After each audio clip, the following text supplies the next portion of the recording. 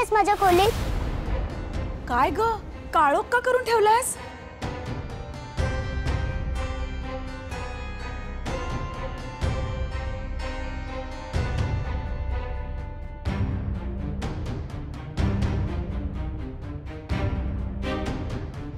काय ग? अगं किती घाबरली आहेस तू आनंदी? कोणतरी आलं होतं. हो का? पण केवढी घाबरली आहेस अगं? आनंदी अगं तुला जर भीती वाटली तर तू मला हाक मार हा. हो आजी, मी तुम्हालाच हाक मारेन. त्याची मिशी खूप मोठी होती आणि दाढी पण खूप मोठी होती म्हणून मी अरे बापरे, तो होता तो? तो दिसला तुला? हो तो फुग्यासारखा होता तो? हो, पण तुम्हाला कसं माहिती? ग तो राक्षस आहे, बागुली नाव आहे त्याचं. आणि तो जर कोणाला दिसला ना तर त्याच्या आई बाबांना काहीतरी होतं.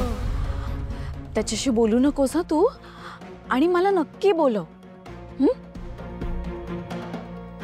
घाबरू नकोस हा. तू झोप आता, झोप झोप. ये झोप.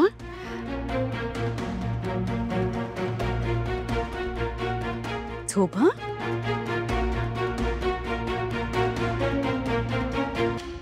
आणि आपल्यात जे बोलणं झालं ते कोणाला सांगू नकोस हा, नाहीतर त्या बागुलीला कळेल. त्याला आवडत नाही ना. झोप.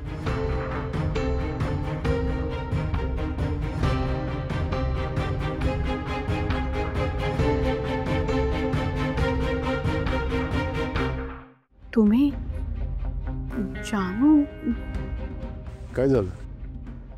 तुम्ही दोघी माझ्याकडे अशा का पाहताय? हा वीणा, बघा ना, मी तिला म्हटलं आपली जानू केव्हाही येईल. आता इतक्या दिवसांनी येणार म्हटल्यानंतर तिचं औक्षण करून तिला घरात घ्यायला नको का? तर काही तयारीच नाहीये. म्हणूनच जरा तिला डाफरत होते मी. असं कसं? लक्ष्मी तू जरा आज चल. नाही नको, थांबूया आपण, येईल ती. ऐक मग आगे. अहो मला सांगा, आता मी जर म्हणते की असा विचार करू नका तर ह्या लोकांना कळायला नको का? ही घरातली मोठी सून आहे. खरं तर हिने सगळ्यांना सांगायला हवं ना की बाई असं अभद्र बोलू नका घरात. पण हिला कळतच नाही. आता मी आई म्हणून काहीतरी सांगते ना, म्हणजे माझ्या बोलण्यात काहीतरी तथ्य आहे की नाही. ही पण आई आहे ना, हिला माझं मन कळायला नको? तुम्ही बरोबर आहे तुझं. तू बस जरा, बस बस बस. ऐक ऐक, बस. केव्हापासून मी एकच गोष्ट सांगतो. हो जरा ऐक ना माझं, तू ऐक. हा ऐकशील माझं? नीट ऐक लक्ष्मी. हे बघ, आपली जानू जयंत बरोबर गोव्याला गेली होती, ट्रिपला गेले होते. ते यॉटवर गेले. यॉटवर पाय घसरून ती समुद्रात पडली. नीट ऐक आधी. ऐक ना ग, ऐक. ती समुद्रात पडली की नाही? अगं गोवा पोलिसांनी तिला शोधण्याचे अथक प्रयत्न केले. 3 दिवस शोधत होते ती तिला. 72 तास लक्ष्मी.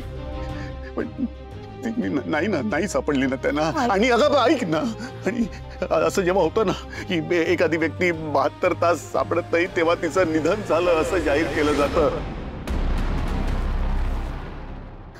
आणि तसंच झालंय जानू. म्हणजे याचा अर्थ कळतोय ना तुला?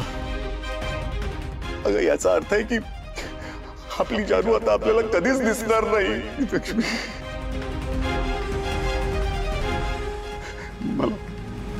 मला माहिती आहे तू आई आहेस तिची. तुला किती यातना होत असतील याची कल्पना आहे मला. अगं पण मी पण बाप आहे ग तिचा. अगं माझी मुलगी होती ना जानू. हे का विचार करताना, हे बोलताना मला किती त्रास होतो याची तुला नाही कल्पना आहे. पण तरी सुद्धा मी तुला सांगतोय, बघ आपली जानू आता कायमची आपल्यापासून दुरावली आहे. हे आपल्याला मान्य करायला लागणार आहे. अगं मी इतक्या पोटतिडकीनं सांगतोय ना मगापासून तुला, तरी तुझा विश्वास का बसत नाही? खोटं सांगेल का मी तुला? नीट ऐक लक्ष्मी, आपली जानू आता आपल्याला कायमची सोडून गेली आहे हे आपल्याला मान्य करावंच लागणार आहे, दुसरा इलाज नाहीये. लक्ष्मी ऐकतेस ना तू? ए लक्ष्मी, तुझ्याशी बोलतोय, ऐक नीट ऐक, कान उघडे ठेवून ऐक मी काय सांगतोय ते. आपली जानू आता आपल्याला दिसणार नाहीये कधी. अगं ती स्वर्गवासी झाली, आपल्याला सोडून गेली ती.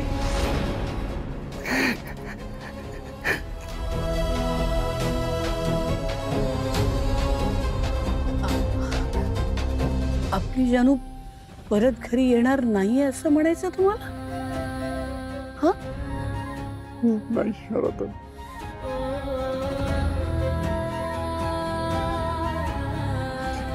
वेडे आहात का तुम्ही?